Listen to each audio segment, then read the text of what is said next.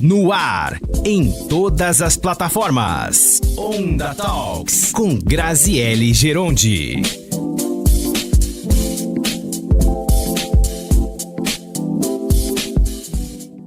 Olá, seja muito bem-vindo a mais um Onda Talks e seja muito bem-vindo a 2026. Para começar, um feliz 2026 para você que está nos acompanhando, que passou 2025 aqui juntinho com a gente e entra agora nessa nova temporada de Onda Talks. O programa de hoje vai ser um bate-papo que a gente vai falar sobre jornalismo, sobre carnaval e sobre saúde. Você já está no ritmo de carnaval? Já está ali com os tamborins? Então calma que a gente vai trazer muito papo sobre isso. Mas antes, claro, de eu contar exatamente quem vai ser a nossa entrevistada, como é que vai ser o nosso assunto, eu quero te fazer os convites que eu te faço todas as semanas. Para começar, se você está lá ouvindo a gente no Bom e Velho Radinho, no 106,3, você pode ouvir a gente pela Alexa. Se você tiver uma Alexa na sua casa, é só dizer: Alexa, tocar Nova Onda Limeira, que ela vai colocar o nosso conteúdo à sua disposição para você nos ouvir 24 horas. E olha, tem muita música boa, muita informação, viu? Além da Alexa, nós estamos também no Radiosnet. Você pode baixar na lojinha do seu celular, seja ele Android ou iPhone, o aplicativo Radiosnet. E dentro desse aplicativo é só você buscar por Nova Onda Limeira. E aí sim, você vai ouvir todas as nossas músicas, as nossas informações, o nosso conteúdo, 24 horas por dia, na palma da sua mão, em qualquer lugar do mundo.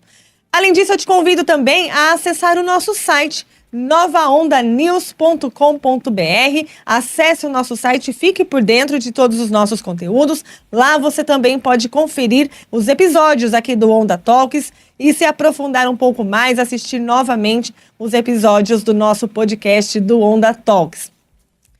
Também quero te convidar para nos seguir no Instagram, @NovaOndaNews, e também se inscrever no nosso canal do YouTube, @NovaOndaNews. Acesse, siga, se inscreva no nosso YouTube e todos os nossos conteúdos você pode ver, rever, compartilhar, manda para a família, manda para todo mundo aí estar sempre aqui juntinho com a gente. Convites feitos, obrigada pela sua companhia mais uma vez, agradecendo sempre a Multi Entretenimentos, que deixa o seu evento maravilhoso. Agora sim, vamos começar o programa de hoje, o assunto de hoje. E eu já dei um spoiler, a gente vai falar sobre jornalismo, sobre carnaval e sobre saúde. O ano mal virou e eu sei que tem gente que já tá lá, no ritmo do carnaval. Já tá pensando nas escolas de samba, nos sambas enredos, já tá pensando no bloco de carnaval que vai ir nos dias. Eu sei que tem gente que já tá nesse clima. E olha, eu vou conversar agora com a Thaís Dantas, que ela já está no ritmo do carnaval. Mas antes da gente falar de carnaval, a Thaís, ela é filha do Audálio Dantas, jornalista, que tem uma história... Neta, é verdade. Bem lembrado, Thaís. Boa correção. Neta de Audálio Dantas, que tem uma baita de uma história com o jornalismo e que a gente precisa levar para você que está em casa. Ela também é filha do José Dantas, que é diretor de programação da Rede Globo. E agora ela, também jornalista. Coordenadora, Thaís, ou diretora de reportagem do Grupo Band Vale? Como que eu posso... Olá! Tudo bem? Seja bem-vinda ao Onda Talks. Obrigada. Você tá como diretora? Sou chefe de redação, né? Inclusive trabalhamos juntas. É bom te ver aí, que eu tô morrendo de saudades, Grazi. Verdade. A Thaís, então, ela é a chefia de redação do Grupo Band Vale. E é ela que vai começar a contar toda essa história pra gente. Eu também tô morrendo de saudades dela, que foi minha chefe lá na Band Vale. Então já vamos começar o nosso papo. Thaís, eu quero começar falando sobre Audálio Dantas. Quem foi Audálio Dantas? Quem foi esse jornalista que fez tanta diferença aqui pro nosso país, Thaís? Primeiro, olha, eu queria agradecer o convite, Grazi. Eu fiquei super feliz quando você me chamou. É uma honra estar aqui compartilhando um pouquinho da minha história, da história da minha família, né? Que eu acho que sim, fez a diferença. Para começar falando do meu avô, eu já me emociono, né? Ele nos deixou aí há 6 anos exatamente. E ele, claro que eu tenho uma história afetiva, né, porque era meu avô e tal, mas eu acho que ele fez uma grande diferença, principalmente no nosso meio, né, do jornalismo. Ele estava presidente do Sindicato dos Jornalistas na época mais crítica, numa das épocas mais críticas da política nacional, né? Que foi a época da ditadura. Então, ele enfrentou bravamente esse período conturbado da nossa história política, né? Nacional, histórica, né? E aí, a partir disso, nossa, construíram várias histórias. Ele fez várias conexões importantes de determinação e de defesa mesmo da nossa categoria, não só da nossa categoria, mas em defesa aos direitos humanos, né? E isso fez toda a diferença. Eu acho que falar do Audálio é a gente ficar aqui por uns 4 ou 5 podcasts, porque não só essa história foi brilhante, né, para o nosso país em geral, mas também as descobertas que ele fez enquanto repórter, né, Grazi? Uma das principais reportagens que ele fez, que a gente traz também com honra, eu vou poder contar um pouquinho aqui nesse podcast, foi a história da escritora negra Carolina Maria de Jesus, que foi ele quem descobriu na favela do Canindé, fez o livro junto com ela, né? Compartilhou essas histórias, organizou as histórias de Carolina, uma favelada que você não esperava nada. Ele teve a paciência de ler todas as histórias do diário daquela mulher incrível e fazer dele um dos livros mais bem vendidos no mundo, que é o Quarto de Despejo. Ô, Thaís, o Audálio Dantas, ele foi repórter da Folha de São Paulo também, né? Como é que foi a atuação dele no jornalismo? Conta um pouquinho o que ele fez dentro do jornalismo, para quem não conhece ele poder conhecer um pouquinho. Ele começou como fotógrafo, né? E aí ele se encantou por fazer reportagens. Então ele trabalhou na Folha, ele trabalhou na Quatro Rodas, então ele trabalhou em grandes veículos de comunicação, né? E aí ele tinha essa magia de saber contar histórias, né? Um bom repórter conta boas histórias, né, Grazi? Você bem sabe disso.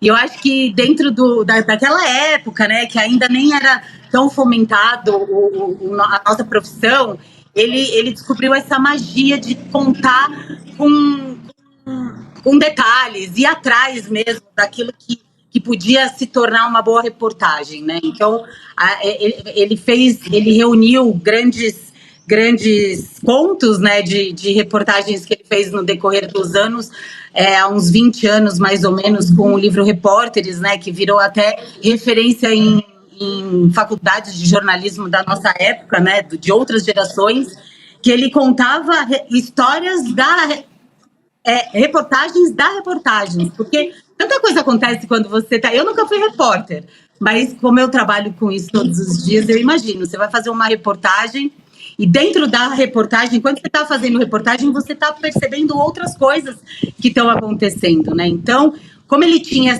esse fascínio de contar, ele escreveu grandes livros, ele fez boas reportagens, né? Teve várias outras em destaque, teve a Guerra do Futebol, nossa, tem tantas outras, e eu acho que isso era uma coisa, Grazi, que infelizmente muito a gente, né, conversando o que está acontecendo com o jornalismo hoje em dia se perdeu um pouco, né? Dessa gana de você estar em campo e de você trazer, né? Sugar aquilo que é o de melhor dentro daquilo que você precisa levar para a redação. E o Audálio tinha esse cuidado, né? Esse zelo, esse olhar diferenciado quando ele fazia reportagens. Não por isso ele virou diretor de grandes redações, né? E depois, lá na década de 70, 80, ele foi convocado para ser presidente do Sindicato dos Jornalistas, onde ele trabalhou muito, muito paralelo, assim, muito próximo com o Vladimir Herzog, né? Que enquanto ele estava presidente do sindicato, o Vladimir era presidente da Fundação Padre Anchieta, da TV Cultura. E é nessa história que depois disso, enquanto ele... Oi? E é nessa história que a gente vai entrar já, viu, Thaís? Mas pode concluir seu raciocínio, por favor. Não, e que aí tornaram-se grandes amigos, né? Ele fez muitos bons amigos, né? Ricardo Couto, o Vlado, né? Que a gente vai falar. Tem boas referências aí de amizades, alguns vivos, como o Ricardo até hoje, né? Que tem um grande carinho. A gente E aí essa coisa da gente também falar de família, né? O Ricardo, que era amigo do meu avô, que se tornou amigo do meu pai. Eu trabalhei com a Mariana, que é filha dele. Então, eu acho que essa coisa mágica, né?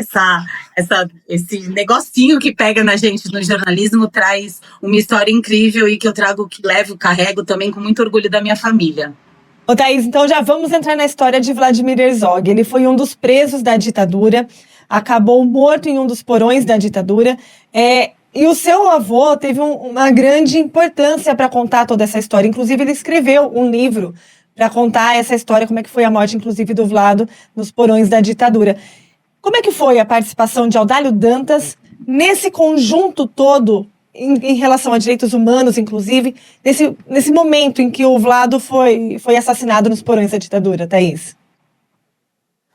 Eu tenho uma visão não só do Audálio, mas eu também tive, né? Minha avó também é falecida, mas eu também tive a visão da familiar, né? Disso. Na época, meu avô já não estava mais casado com a minha avó, mas meu pai e minha avó sofreram muito por isso, sabe?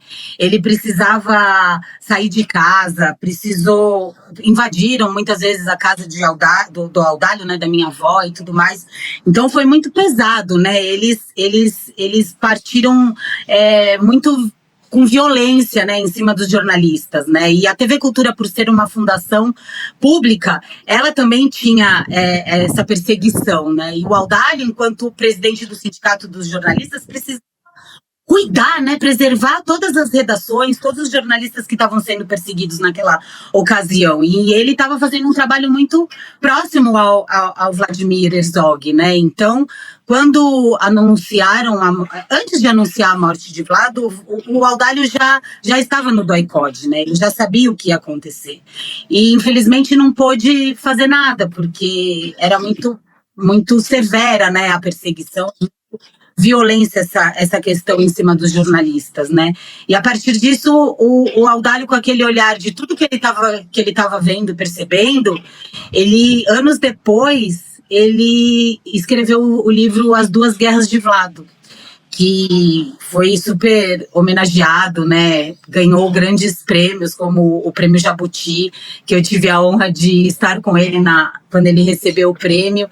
Então é uma história muito bonita, apesar de triste, é uma história muito bonita, né? Ele logo na sequência, teve um ato ecumênico na Catedral da Sé, e se as pessoas buscarem ainda no YouTube, né? Esses dias fez 50 anos da morte de Vlado. Muito se falou de Audálio e muito se repercutiu o áudio dele nesse ato ecumênico, que a única coisa que ele estava sem força, né, para pedir qualquer coisa. A única coisa que ele pedia era paz. Então, poxa, um homem, né, com uma luta tão grande, numa época tão crítica, tá sem força naquele momento, porque perdeu um de seus grandes aliados, e a única coisa que ele podia pedir, e pediu, eu toda vez que vejo e ouço a voz dele, eu me emociono, né, porque conheci Audálio como meu avô e como essa figura incrível. Ele pedia com o coração, sabe, pedir paz num momento tão caótico, porque era sinal de que ele estava não fracassado, porque não fracassou, mas estava cansado daquilo tudo, sabe? E é um sentimento que, inclusive, a gente deve pedir agora para 2026, né, Thaís? Ainda mais sabendo que vamos ter pela frente uma eleição presidencial com muita polaridade, né? Nossa, nem fala. Toda vez que a gente entra nesse assunto em casa e que eu converso algumas vezes com meu pai sobre a questão política atual, a gente brinca que o Audálio deve estar indignado de ter morrido. Ele devia estar aqui, né? Ao menos ainda que velhinho, que com a idade, né? O Audálio morreu com quase 90 anos, mas eu acho que ele deve estar se contorcendo onde ele estiver com tudo isso que está acontecendo. E sim, a gente precisa pedir muita paz. Ô, Thaís, e o seu avô também, ele foi o descobridor, como a gente já adiantou nesse início, né, da escritora Carolina Maria de Jesus. Como é que foi essa história? Como é que ele descobriu essa baita dessa escritora, Thaís? Essa história também é mágica, Grazi. É com muita alegria também que eu conto, sabe? Porque A gente ainda tem contato, inclusive, com a família, né? A gente é muito próximo. Às vezes a redação tá ociosa, né? Como você bem sabe. E teve umas semanas aí que não estavam acontecendo fatos grandiosos que um repórter pudesse noticiar. E ele, como repórter, teve uma demanda lá, falou, não tá acontecendo nada, vai até a favela do Canindé, em São Paulo, e vê se você pega alguma coisa, alguma briga, né? Alguma coisa para contar, como ele contava, boas histórias e de forma né, bacana de se contar. Mesmo sem uma pauta pronta, as pessoas confiavam no que ele poderia trazer. E ele foi para lá e estava um dia naquele dia, e ele sentou e falou, caramba, não está acontecendo nada aqui. Nisso passaram 2 meninos correndo com um saco de carne nas mãos. E aí, na sequência, veio uma negra alta, né, robusta, impostada, né, correndo, volta aqui, seus meninos danados e tal. E aí ela cansou de correr e parou muito próximo ao Audálio e falou assim, eu vou colocar vocês no meu diário. Bastou essa palavra para falar diário. E a Audálio foi atrás de Carolina e falou, como assim você tem um diário, né? A gente não imagina que alguém da favela possa ter um diário. E Carolina falou, eu escrevo meus dias dentro da favela. E a Audálio achou aquilo incrível, se convidou para ir na casa de Carolina ver aqueles diários e chegou lá, era um prato pronto, com sobremesa pronta, com banquete pronto para um jornalista contar não só uma história, não só fazer uma reportagem, mas também organizar todo aquele diário e poder fazer grandes livros, né? E aí, dentro disso, ele falou, olha, posso levar alguns cadernos seus, né, para redação? Eu devolvo, mas aqui tem histórias brilhantes. E ele levou para a redação, falou na ocasião com o chefe de reportagem dele, falou, a gente tem um trabalho incrível aqui, que a gente pode, inclusive, fazer colunas sobre isso, né, semanais, escrever sobre isso semanalmente no jornal. E o chefe dele, na ocasião, apostou, acreditou, e a partir dessas colunas, Audálio criou uma grande amizade. Carolina, ele fala que era uma mulher difícil, né? Era uma mulher teimosa, era uma mulher bem severa. Então, ele criou uma grande amizade, e o primeiro livro que ele não escreveu, ele organizou as histórias que estavam meio bagunçadas dentro dos cadernos de Carolina, e fez o Quarto de Despejo, né? Que foi o primeiro livro de Carolina Maria de Jesus, organizado por Audálio Dantas. Logo depois da morte dele, infelizmente, enquanto ele estava vivo, as pessoas respeitavam essa história, né? Depois que Audálio faleceu, a coisa ficou deturpada e fizeram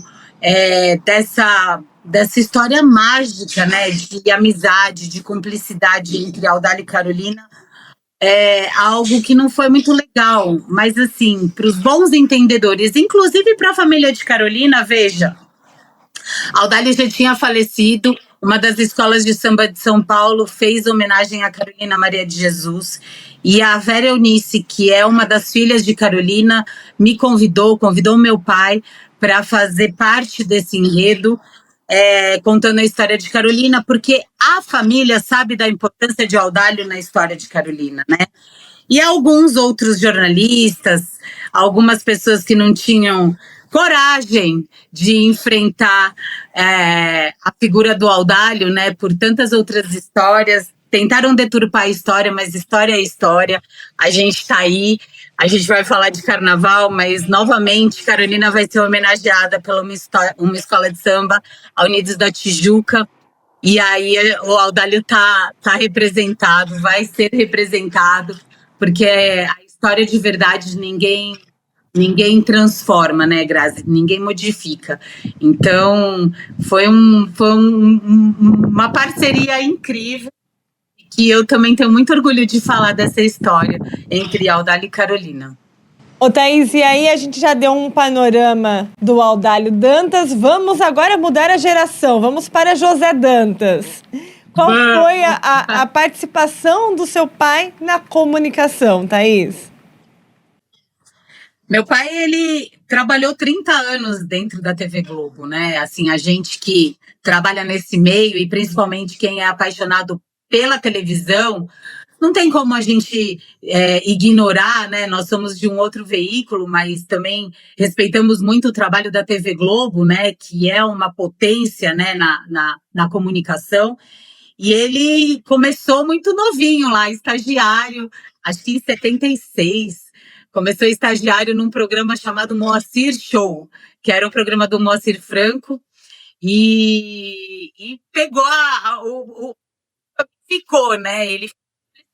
Porque na época ele não queria ir para os jornais, ele queria fazer produção. Na época não tinha faculdade de rádio e TV. Tá? Mais próximo era publicidade, então meu pai se formou em publicidade, mas sempre com essa veia de trabalhar em televisão. Antes disso, ele nunca foi do jornalismo na TV Globo. Sempre foi da área de entretenimento, fez grandes novelas, né? Então, implantou TV Mulher. Minha mãe até conta que a TV Mulher estreou em 1980, foi o ano que eu nasci, que quase meu pai não me viu nascer porque estava lá, né? Com Marília Gabriela, em Fio, tantos outros apresentadores, Marta Suplicy, que era colunista no programa. Ele estava lá implantando um fenômeno, né? Porque o TV Mulher foi um dos pioneiros, programas voltados para o meio feminino, né? Que depois veio tantas outras. Então, meu pai construiu uma boa história, né? Tinha, ainda por ser pequenininha, não pequenininha, já era uma potência, mas por ser menor, a amplitude profissional na área da televisão não era tão grande como hoje. Então, ele era muito próximo ao Marginal Boni, né, que era o manda-chuva na época da TV Globo. Então, com isso, o Boni criou o meu pai. Ele precisava de uma pessoa que tomasse conta da produção em São Paulo, porque muitos sabem que a TV Globo é uma emissora carioca, né? Então, meu pai era a pessoa que cuidava das grandes produções em São Paulo.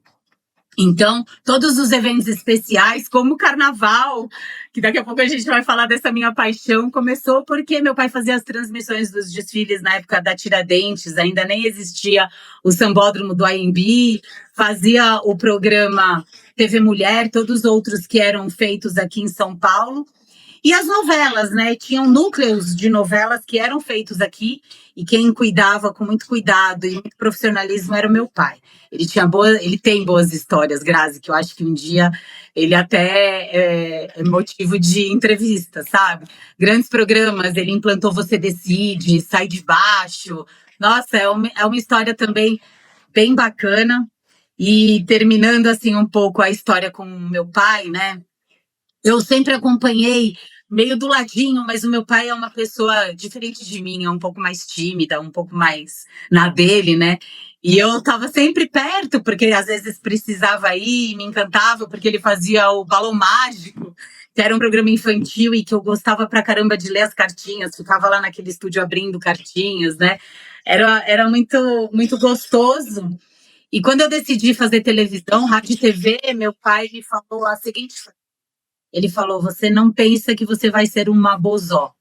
Bozó era uma personagem do Chico Anísio que tirava sarro da própria Globo, porque a Globo diziam que se você tinha um crachá da Globo, você podia tudo no Brasil, né? Então, o Bozó tinha um crachá da Globo e quando ele era barrado em algum conseguia alguma coisa, ele falava: eu sou da Globo, eu sou da Globo. E meu pai achava que eu ia ser uma bozó só porque ele trabalhava na Globo. E aí começou a minha história quando eu comecei a fazer faculdade, que eu tive o meu primeiro desafio, né? Eu vou mostrar para ele que eu sou uma grande comunicadora também. Não quis ir para a TV Globo, até porque ele não ia me ajudar. E comecei meu primeiro estágio na TV Cultura. E aí, eu tenho grande apreço, carinho e sou apaixonada até hoje. E é aí que a gente começa, inclusive, a sua história, né, Thaís? Como que você decidiu ir também seguir essa tradição na comunicação, essa história na comunicação, no jornalismo? O que te veio, o que te trouxe, que fez com que você também decidisse se tornar uma jornalista, uma comunicadora, Thaís? Eu acho que foi isso, né, Grazi? Essa magia, né? Porque eu tô dentro de um estúdio, as pessoas que me conhecem, eu trabalho há 27 anos em TV. Então, as pessoas que me conhecem veem que meus olhos brilham até hoje, quando eu estou fazendo uma produção ou quando eu estou gravando. Eu acho muito fantástico a gente criar, né? Isso, a gente mostrar para as pessoas histórias, né? Contar histórias, falar sobre fatos. Isso tudo me mexia muito desde pequena. Eu nunca fui do rádio, mas eu brincava, enquanto minhas amigas estavam brincando de Barbie, o meu maior momento na brincadeira infantil era ter um programa de rádio, chamava. Eu pegava minhas amigas e ficava no rádio, porque o rádio que tinha 2 fitas cassetes, então dava para falar em uma e gravar na outra. Então eu acho que eu via tudo aquilo, achava mágico e queria também fazer parte, né? Então comecei a fazer teatro na adolescência, fiz grandes escolas de teatro, né? Estive no Vento Forte no primeiro momento, depois quis fazer Macunaíma.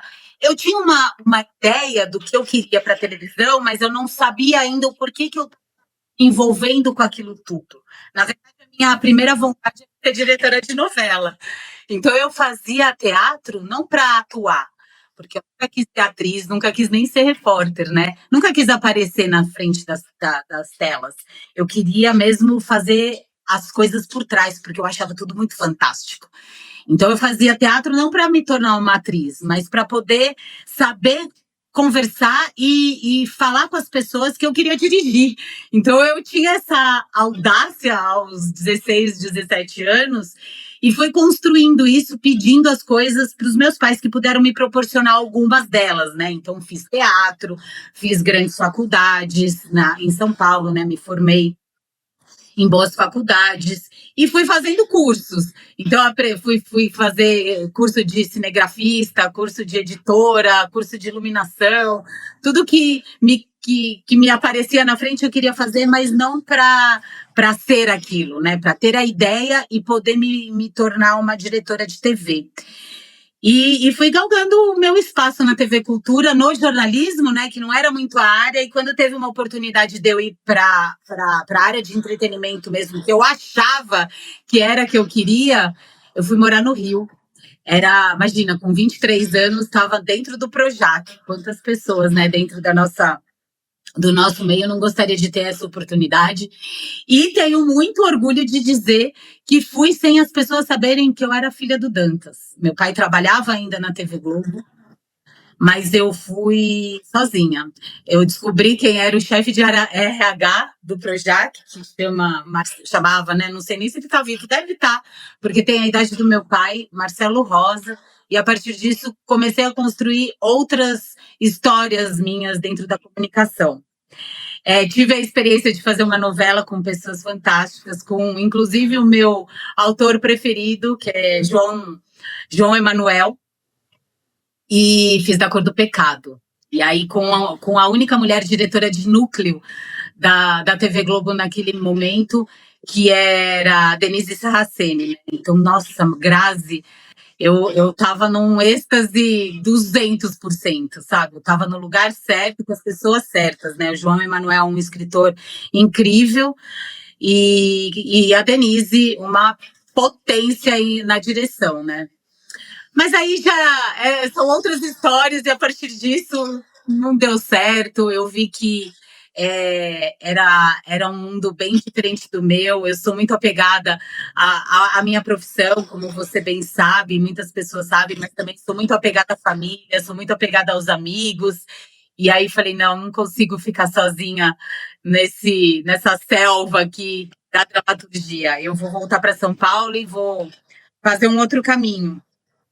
Voltei e fiz, e aí tem tantas outras boas histórias, mas foi mais ou menos esse meu caminho que me traz com tanto orgulho e com tanta alegria até hoje, uma profissional da televisão e agora do rádio, do portal, de tantos veículos que eu também aprendi a me apaixonar nesse decorrer aí. Ô, Thaís, e aí você veio parar no jornalismo, aí parou exatamente na Band Vale. Mas antes da gente falar da sua parada na Band Vale, eu queria te perguntar o que é que o seu avô e o seu pai te ensinaram, o que você aprendeu com eles que você traz hoje para o jornalismo e para a comunicação? Eu acho que o Audálio, eu até me emociono, eu não tenho nem como me equiparar a ele na relação de contar boas histórias. Mas, por conta disso, ele me traz essa questão de contar histórias. Todo mundo fala, nossa, Thaís, você conta história, mas você conta história, porque eu adoro histórias. Então, eu acho que eu tenho um pouco disso dele, sabe? De contar histórias. Claro que passar para o papel da maneira que ele passava, putz, estou super longe, acho que eu nunca vou conseguir alcançar. Mas essa coisa de contar histórias, de investigar, de, sabe, querer questionar, eu tenho isso bastante e eu acho que veio essa veia do Audálio. E do meu pai, essa questão de produzir. Ele sempre brincava com um amigo, o Fernando Gueiros, porque eles tinham essa parceria, né? O meu pai era do entretenimento e o Gueiros, por exemplo, era o chefe de jornalismo da Globo de São Paulo. Então, em muitos eventos, eles se reuniam. E eles tinham uma brincadeira que eles só traziam soluções, né? Então, eu peguei essa coisa de querer solucionar, né? Então, puta, você me traz um problema para resolver dentro da TV, as pessoas, eu acho que elas vêm e falam assim, fala com a Thaís que ela resolve. Eu tenho essa questão de resolver, de solucionar, que isso é muito do produtor, né? Então, eu tenho essa veia produtora que eu trago do meu pai. Ele foi diretor de produção, né? Então, tudo que precisava ser resolvido e produzido estava na mão dele. Então, eu tenho isso e faço essa mistura hoje em dia, né? Eu acho que é isso. Do Audálio eu trago essa coisa de eu contar histórias. E do meu pai, essa coisa de solucionar, de resolver. E aí eu acho que fez um mix e tá aqui eu. Falei até errado, né? Cá estou eu com essa mistura desses dois homens mágicos da minha vida. E o carnaval, Thaís, entrou em que momento na sua vida? Entrou quando eu era pequenininha. Meu pai era o produtor, né, do Carnaval de São Paulo, então, na época, assim, começava o ano, como a gente está agora, esquece, eu não tinha pai, porque ele tinha que ir aos barracões, né, era um desafio muito grande, né, fazer o Carnaval. É até hoje, né, imagina, contar grandes histórias, né? Todos os enredos têm uma grande história por trás. Então, quem faz a transmissão precisa entender das histórias que as escolas vão contar. Além disso, é conseguir entender o que vai ser transmitido, né? Passado dentro daqueles 60, 65 minutos.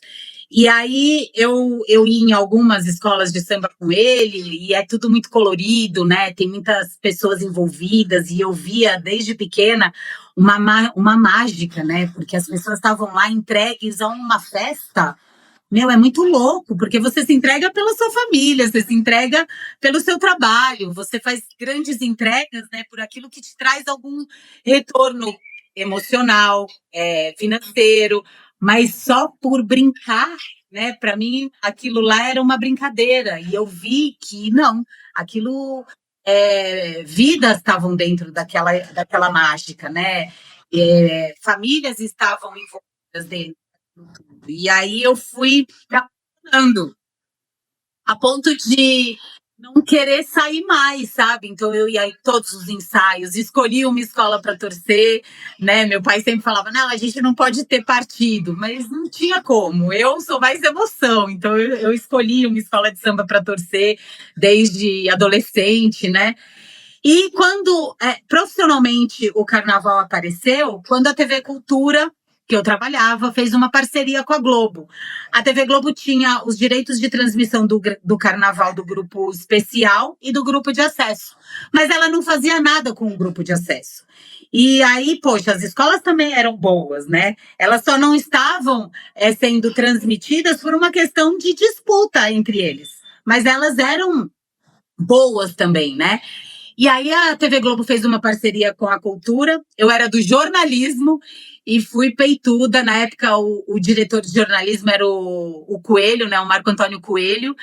A gerente de jornalismo era a Mônica Quesan e a Solange Serpa. E eu falei, eu tomo conta do carnaval.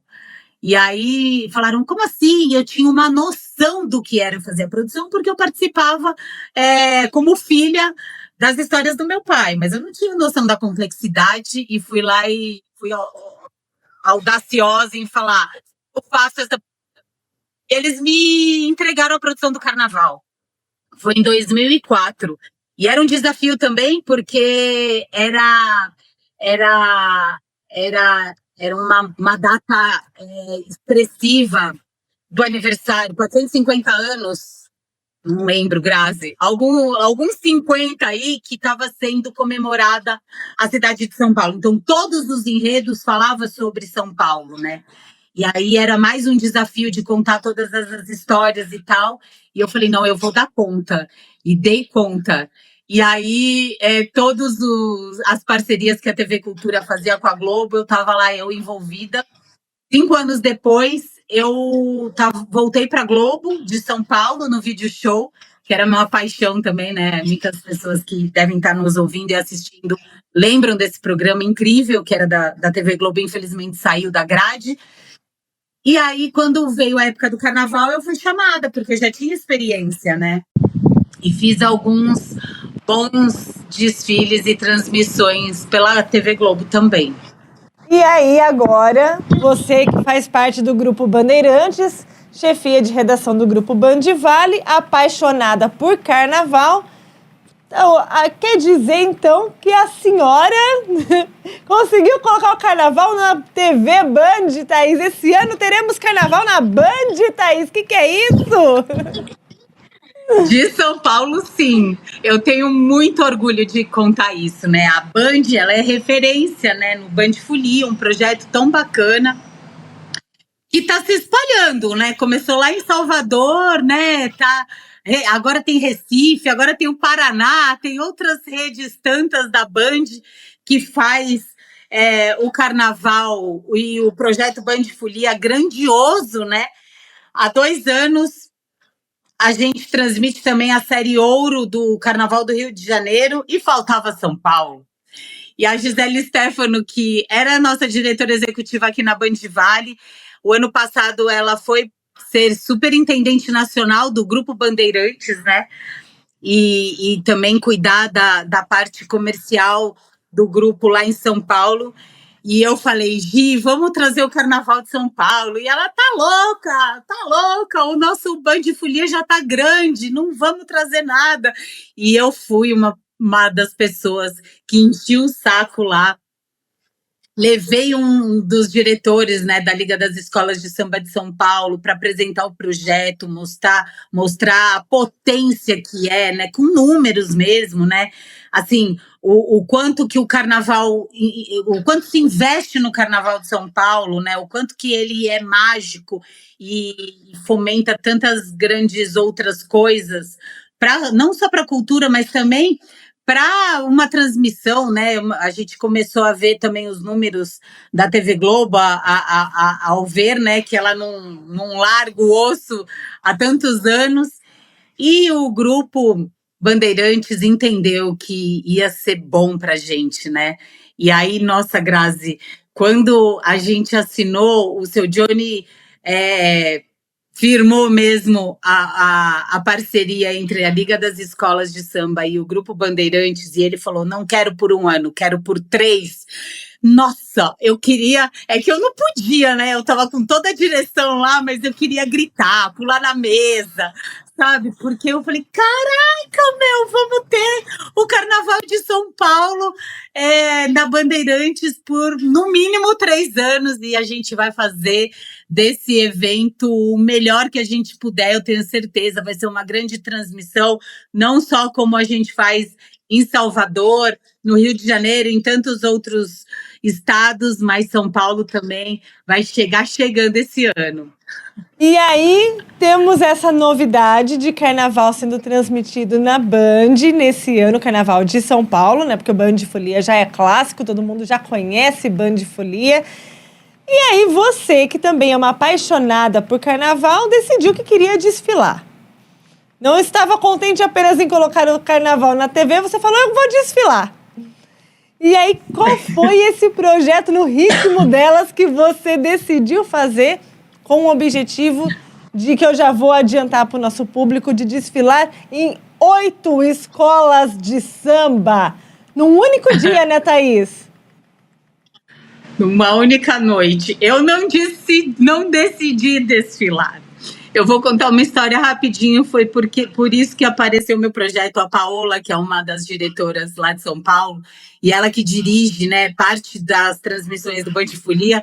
Ela estava contando comigo com a produção mesmo do carnaval, né? Porque eu conheço as pessoas, eu seria uma facilitadora na produção e na transmissão do carnaval.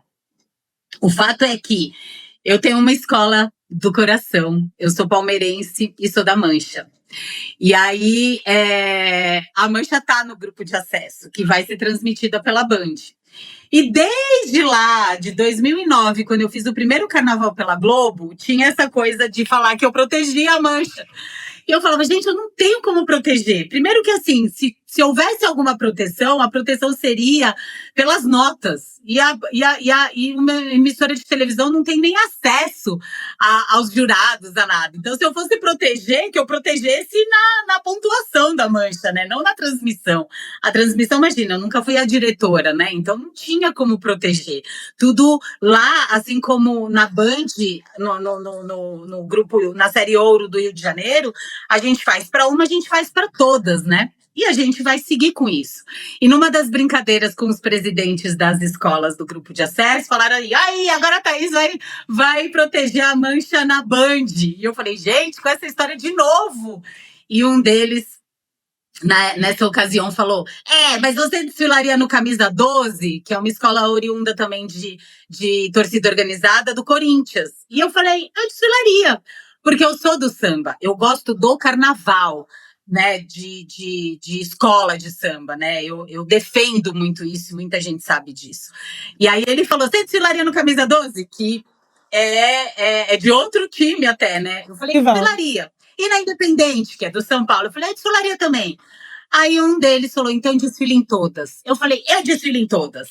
Agora, foi numa brincadeira que foi tomando conta, foi tomando verdade, né? Foi tomando uma proporção que eu não imaginava. E eu falei, caramba, mas isso vai ficar entre os presidentes e eu?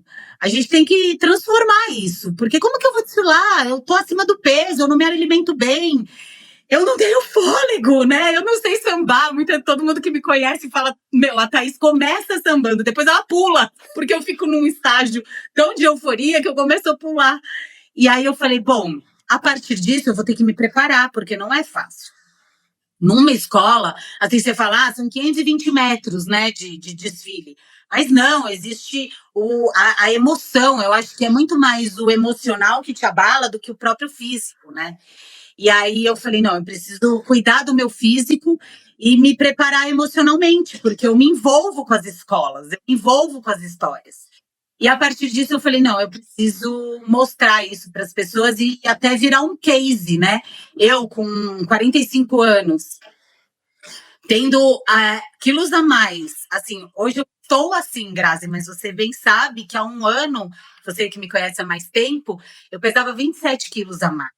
Né? E muita gente fala, não, imagina, com 45 anos não vai conseguir, o corpo não muda e tal. E eu falei, não, eu vou criar um projeto mostrando, não só o carnaval, mas mostrando para mulheres, né? A gente, como mulher, a gente vê que hoje as redes sociais são tão cheias de filtros, né? E as pessoas estão tão mais acanhadas em se mostrar, em mostrar o verdadeiro, a verdadeira essência, né?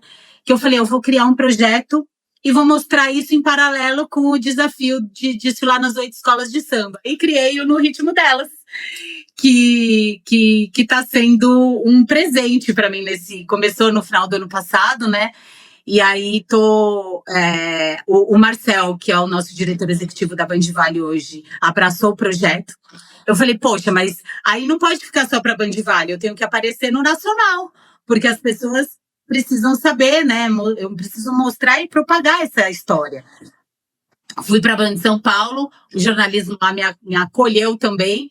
Então, o ritmo delas está todas as terças-feiras, não só no Bora Vale, que é o jornal matinal da Band Vale, mas também está no Bora Brasil. A gente está mostrando, eu tenho uma parceira, que é a Leilane, outra jornalista aqui do Vale, que está me acompanhando também, e a gente está mostrando que com mulher, depois dos 40 a mais, é possível transformações. E se não tiver transformações, é possível você ser real dentro daquilo que te cabe. Você também bem sabe, e falei há um tempo atrás, que eu nunca fui de querer me aparecer. O meu trabalho dentro da televisão é nos bastidores. Por quê? Eu nunca me achei linda e, né, nunca me achei bonita o suficiente, nunca achei que tivesse o corpo adequado, eu gaguejo porque eu falo muito rápido, né, eu quero falar rápido, então eu tenho esse anseio de falar, então eu tenho muitas questões pessoais que eu falei, quer saber? Eu vou mostrar, porque eu vejo muitas amigas e vejo também nas redes hoje um padrão e um perfil de mulher que eu não tenho nada contra, mas eu vejo que é possível eu me mostrar da maneira que eu sou. Como está sendo, Thaís, esse processo de se preparar para o carnaval, de ganhar mais saúde, de perder 27 quilos? Como está sendo todo esse processo de transformação? Porque é uma transformação de vida, né? De saúde, de hábitos, é uma transformação total, né? Tá sendo desafiador, Grazi, mas assim, tá sendo mágico, porque uma coisa que eu achei que eu pudesse falar da Thaís, enquanto uma comunicadora, para outras mulheres que estão me assistindo, primeiro que ele tá me beneficiando muito mais pessoalmente, no âmbito pessoal, sabe? Então, eu com a minha relação com os meus filhos muda, sabe? Eu nunca pensei em me alimentar bem. Essa questão da alimentação tá me trazendo até mais calma. Imagina, você não faz essas conexões, né? De você ter uma vida frenética como é a minha, então sempre comendo fast food, sempre me alimentando da maneira que dá, né? E assim, com poucas mudanças, eu tô conseguindo perceber e fazer coisas que eu nunca imaginei fazer. Eu nunca fui numa academia, nunca, odeio academia, detestava academia, odiava, né? O tempo errado, mas assim, por quê? Porque eu via aquelas saradonas e falava, caraca, mas nunca vou ser, eu não preciso ser sarada, eu não quero, não é meu objetivo. Mas se eu tiver um pouquinho, e isso, Grazi, eu vejo que não é só uma questão de você se mostrar para o outro, é você ser um pouquinho melhor para você, porque a mulher tem muito disso, né? Ainda que a mulher não seja mãe, ela tem essa coisa de entregar sempre para o outro, né? A gente tem essa natureza, né? E não, a gente precisa assim para a gente primeiro depois atender o outro. Ah, mas isso é coisa comum, né? Todo mundo diz isso, mas a gente agir nisso, muita gente não age, né? Então, por isso, tantas pessoas tristes, tantas pessoas escondidas em filtros, né? Algumas agora estão falando, poxa, daí você tá aparecendo um pouco mais, mas coloca um batom, faz alguma coisa. Eu não quero. Claro que pôr um batom, isso, mas assim, não é parte da minha personalidade. Então, o dia que eu colocar um batom, que eu me maquiar, que eu me preparar mais nessa questão física, vai ser porque é aquele meu momento. A gente tem que acreditar no momento que a gente está, né? E se não tiver adequada no corpo, se não tiver adequada na aparência e tal, a gente não precisa se esconder. A mulher, ela tem uma potência dentro dela, natural também, que é possível a gente ver, só complementando essa história, Grazi, uma vez, logo quando eu comecei no projeto, uma mulher, um pouco mais jovem do que eu, me abordou na academia. E ela falou, oi, você que é a Thaís, né? Eu falei, sim. Ela falou, eu fiz a minha primeira aula de natação. Eu falei, nossa, que legal, né? Eu não sabia onde ela estava querendo chegar com aquela história. E ela falou, eu tenho medo de nadar. E eu comecei a me permitir, a partir da sua história, a aprender a nadar com 40 anos. Eu falei, mas por que você nunca aprendeu a nadar? Ela falou, eu tenho vergonha da minha perna. Eu falei, mas ponto, olha aqui minha perna. E levantei a minha calça. Eu tenho muita celulite. Eu tenho uma coxa, Grazi, que é desse tamanho. Não diminui, porque é o do meu físico. E eu sempre tive vergonha das minhas pernas. Eu sempre tive vergonha da minha barriga. Eu sempre tive vergonha dos meus peitos. O meu braço, olha aqui, ó, ele balança. A minha filha tira sarro até hoje, mas é meu.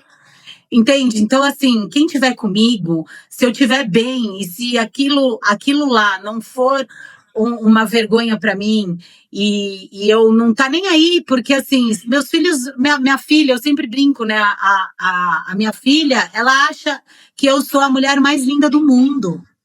E não porque eu tenho um braço assim, porque eu tenho uma coxa assado, porque eu tenho celulite. Pela minha essência. Então, o projeto No Ritmo Delas a partir de um propósito físico, que eu vou precisar, para cumprir o desafio, ter fôlego, estar um pouco mais preparada com a alimentação, que é o que me sustenta, mas eu acho que fala muito mais do afetivo, do emocional. Dane-se que eu não tenho a perna adequada para poder fazer uma natação. Ou que essa menina que me abordou, ela quer aprender a nadar, ela vai aprender a nadar. Não precisa ter vergonha de seguir com uma vontade por conta de padrões. Eu acho que foi isso que está impulsionando No Ritmo Delas. E acabou gerando toda essa transformação em você, né, Thaís? A gente está chegando aqui no final do nosso programa, foi um bate-papo muito gostoso. E que de antemão eu já quero te deixar um convite para depois do carnaval você voltar aqui com a gente, contar como é que foi todo esse processo. Então eu já vou deixar esse convite aqui feito. E para a gente já poder amarrar, como é que está sendo a sua expectativa de desfilar nessas 8 escolas? E você já me adiantou que tem 8 escolas que você vai desfilar no dia 15 de fevereiro e tem mais uma. Então no total nesse carnaval 2026 vão ser 9 escolas, né? Olha, são 8. Como eu falei, a gente agora nessa primeira semana a gente vai se reunir com os presidentes para saber onde a gente vai se encaixar dentro de uma sequência, né? Vai ser um ritmo frenético. Eu quero aqui, Grazi, aproveitar esse espaço para agradecer a Liga das Escolas de Samba, que está apoiando o projeto No Ritmo Delas. As 8 entidades que compõem o grupo de acesso, então eu vou falar aqui rapidamente. Mancha Verde, Camisa 12, Independente Tricolor, Unidos de Vila Maria, Nenê de Vila Matilde, Pérola Negra, Acadêmicos do Tucuruvi e Dom Bosco de Itaquera. Então, meu beijo carinhoso por todas essas entidades. A partir da história lá do meu avô, que vai ser também homenageado no enredo A História de Carolina Maria Jesus, na Unidos da Tijuca, que vai desfilar na segunda-feira, dia 16, e eu vou representando, se tudo der certo, a história do Audálio, que é meu avô. Então, sim, vão ser 9 escolas de samba. Eu estou super ansiosa. Dia 10 agora é o primeiro ensaio técnico que as escolas vão fazer, então já vai dar para a gente ter um pouquinho de noção do que vai ser esse desafio. Todas as pessoas que eu falo, caramba, eu desfilo em uma, já fico nervosa, já fico tenso, já fico cansado. É cansativo, eu sei disso. Cada menos um dia do projeto No Ritmo Delas é mais um pouquinho de angústia dentro de mim, porque não vai ser fácil, mas eu vou, a Leilane também vai comigo, que vai ser, e tá sendo incrível. Eu tenho um parceiro que é o Pedro, o nutricionista, ele vai estar com a gente o tempo todo, então, nos dando complementos, né, para a gente poder aguentar o ritmo. Muita gente acha que para aguentar um pique de escola de samba é só energético. Não, tem um monte de outras composições que a gente ainda não falou no projeto, mas a gente vai mostrar para o público isso também. É um desafio, tá sendo mágico. Dia 10 agora, como eu falei, a gente vai fazer o ensaio técnico em 4 escolas, e aí a gente já vai poder saber o que nos espera em desfilar na sequência em 8 escolas. Uau, Thaís. E para quem quiser acompanhar esse projeto no Ritmo Delas, que a gente falou bem rapidamente, mas que a gente vai detalhar melhor depois isso, só para fazer um parênteses do que é o Ritmo Delas. O Ritmo Delas junta Thaís Dantas e Leilane Garcia num projeto para poder levar saúde e condicionamento físico para poder cumprir o objetivo de desfilar nas 8 escolas em um único dia. Resumindo, ele está sendo esse quadro transmitido pelo Grupo Band Vale, na TV Band Vale. E, Thaís, deixa os convites, então, para quem quiser acompanhar todo esse seu projeto, que é uma inspiração para muitas mulheres que estão não só acima dos 40 anos, mas até um pouquinho abaixo, que está naquela dificuldade de ter um pouco mais de saúde. Quem quiser acompanhar, Thaís, como faz? Então, a gente está aqui, né, na Band Vale, no Bora Vale, todas as terças-feiras. A gente tem o nosso canal no YouTube, né, no grupo do Grupo Band Vale, então é do YouTube bandvale.com, no portal bandvale.com, e como eu falei, todas as terças também a gente está no Bora Brasil, a partir das 9 em rede nacional, entrando um pouco desse projeto, né, e nas nossas redes sociais, tem a rede social no Ritmo Delas já, que a gente mostra lá o nosso dia a dia, né, de academia, natação, alimentação, suplementação, que eu nem sabia o que era isso, e agora tá dentro do meu mundo. Tá nas minhas redes sociais também, é thaisdantas.tv, tá no da Leilane Garcia, quem falou, que é outra mulher, minha amiga, minha grande amiga, nossa parceira, né, de Grupo Band. E é isso, Grazi, eu acho que o convite maior não é só acompanhar a gente, o convite maior é para todas as mulheres que têm questões, que têm anseios, que têm dificuldades, limitações. A gente está aqui, ó, cada mulher que nos acessa com uma historinha, assim como eu falei, essa que não queria mostrar a perna, mas tem outras tantas histórias que eu poderia ficar aqui contando. Se você que está nos assistindo tem alguma história, tá com vergonha, tá ansiosa, tá com receio, né, de se abrir, pode me contactar, que assim, eu tô longe de ser psicóloga, mas assim, às vezes a gente compartilhando um pouquinho da nossa dor, a gente faz com que a outra pessoa tenha coragem, tenha vontade de seguir, né, dentro daquele anseio que ela tem.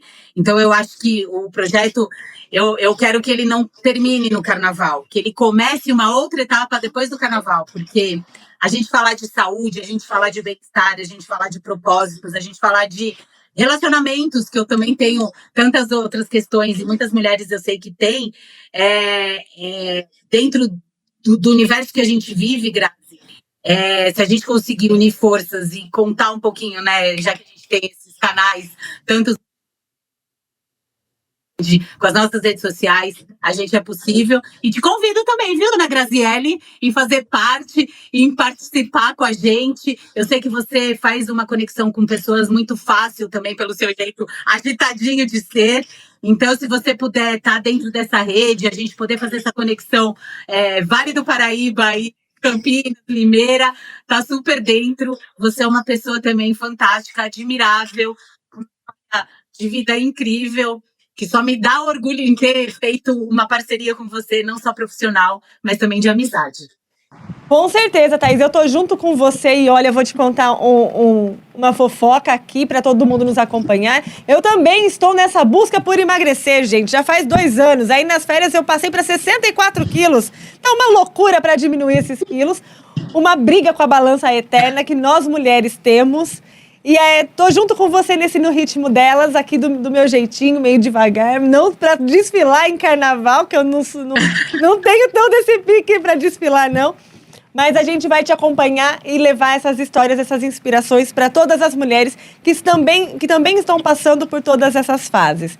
Só reforçando, Bora Brasil toda terça a partir das 9, Bora Vale toda terça a partir das 8, né, Thaís? Além disso, portal bandvale.com, no YouTube, youtube.com/bandvaletv, e também nas redes sociais da Thaís Dantas e da Leilane Garcia. Você pode acompanhar todos os passos que essas mulheres incríveis estão dando para ter saúde, para viver o carnaval e para se transformar como mulher. E que eu espero que você, em 2026, também possa se transformar inspiradas nessas histórias maravilhosas. Thaís, muito obrigada por ter aceitado o meu convite. E olha, depois do carnaval, eu te quero aqui de volta para contar como é que foi todo esse processo, com detalhes, tá, Thaís?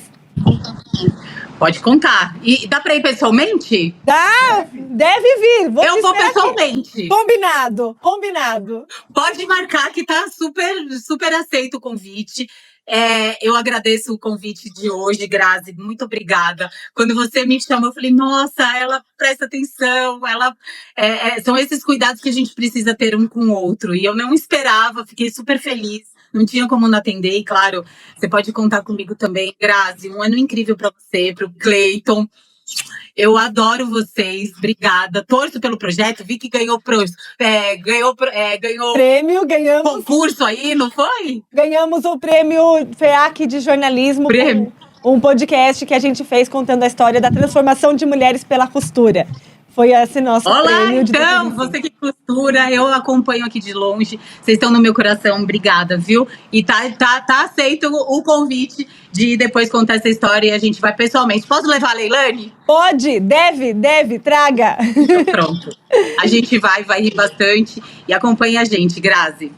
Perfeito, Thaís, muito obrigada mais uma vez. A você que ficou até o final do Onda Talks, meu muito obrigada. A gente volta na semana que vem com mais informação, com mais conhecimento. Até lá.